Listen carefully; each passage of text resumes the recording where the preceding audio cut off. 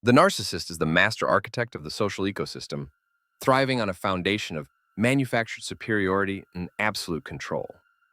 They exist in a constant, aggressive pursuit of external validation, seeking to harvest what psychologists call narcissistic supply. But this pursuit is not born of strength. It is a desperate, brittle defense mechanism. Behind the towering facade of grandiosity, there is a fundamental psychological fracture, a secret vulnerability so profound, so devastating, that the narcissist spends their entire life running from it. Today, we are dissecting that central weakness. We are revealing the one psychological secret narcissists fear you knowing, and more importantly, how understanding this secret provides you with the ultimate shield against their manipulation. This knowledge is your exit strategy, your power back, and their absolute undoing.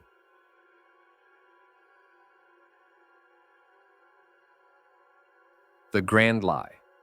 Understanding the narcissistic facade. To understand the core fear, you must first understand the grand lie the narcissist tells the world, and most tragically, themselves. The narcissist doesn't merely believe they are superior. They are pathologically dependent on others believing it too.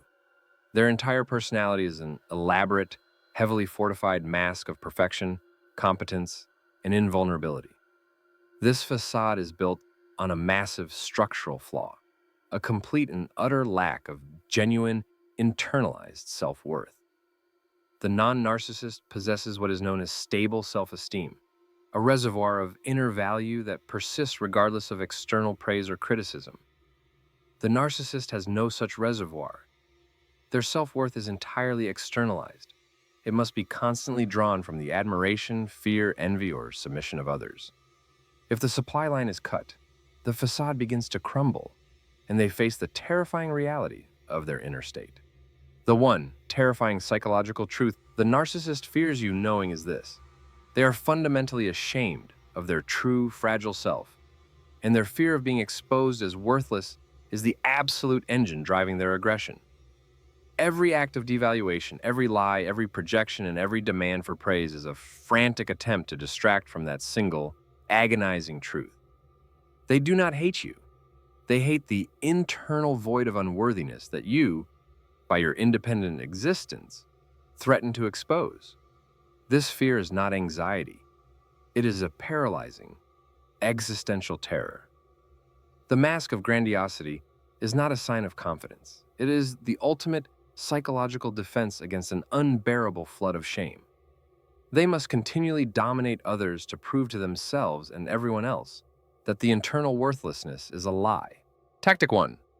The denial of supply. The first most lethal counter-tactic to neutralize a narcissist is the denial of supply. Since their grandiosity is an external construct, cutting off their emotional and psychological sustenance immediately initiates a destabilizing shockwave. You must become psychologically and emotionally boring to them.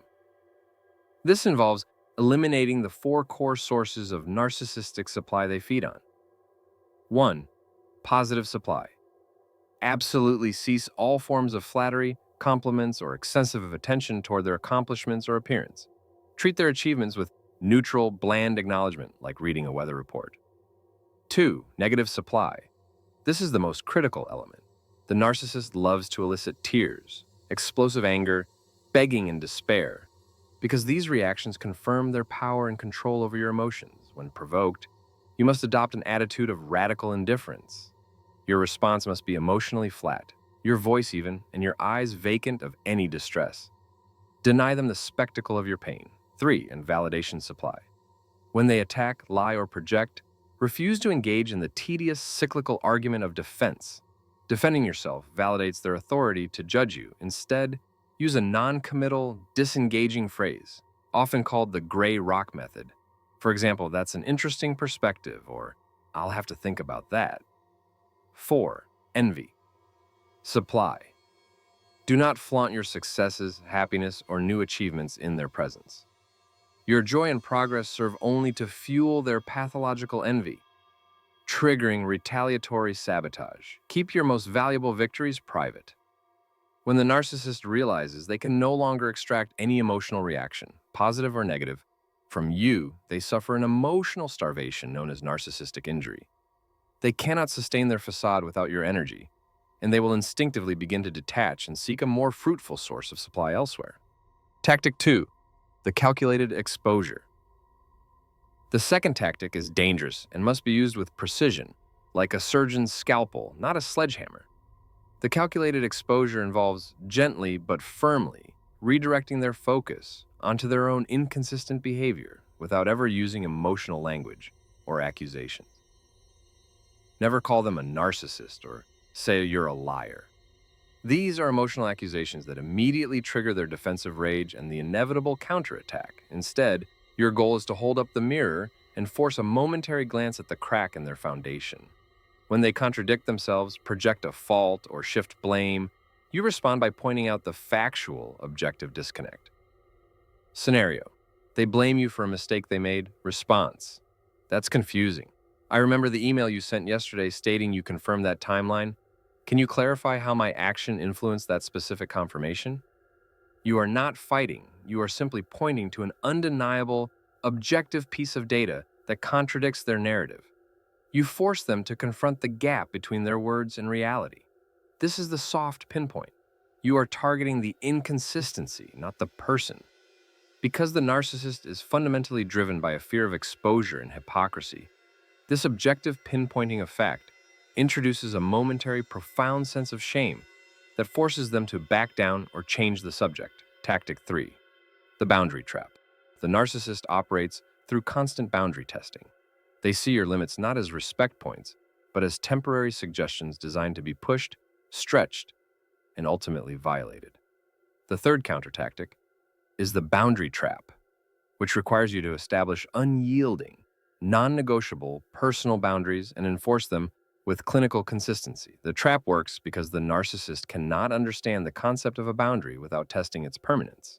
They rely on your eventual fatigue, your guilt, or your pity to make you surrender your position. Your response must be an absolute refusal to negotiate. Establish the boundary. I will not discuss this issue after 7 p.m. The test. At 7:05 p.m., they attempt to bring up the issue, the trap. You calmly and emotionlessly state, I see it as 7:05 p.m. We can resume this discussion tomorrow morning at 9 a.m. You then immediately disengage, walk away, hang up the phone, or leave the room. Crucially, you must not explain, defend, or justify the boundary. Justification is negotiation, and negotiation is surrender. The narcissist thrives on manipulating the reasons behind the boundary. By simply stating and enforcing the consequence of the violation, you teach them that violating your limits leads only to an immediate loss of access and supply. They learn, through cold consequence, that their manipulative tactics will not yield the desired result, forcing them to modify their behavior or move on to easier targets. The ultimate control. Your unwavering self-worth, the deepest form of manipulation, is allowing someone else to define your value. The great secret the narcissist fears is not just their own inner shame. It is your realization that their opinion, their judgment, and their approval are utterly meaningless to your survival. When you operate from a position of internalized, stable self-worth, when you genuinely do not need their praise and are immune to their criticism, you become an existential threat. You demonstrate that their primary weapon has no effect. This is the psychological equivalent of walking through their fire and emerging completely unscorched. By understanding that the towering narcissist is merely a frightened child wearing a suit of armor built from lies, you gain the clarity to dismantle their entire operation, starve their ego, pinpoint their inconsistencies, and enforce boundaries with steel. In doing so, you reclaim the power they spent years trying to steal.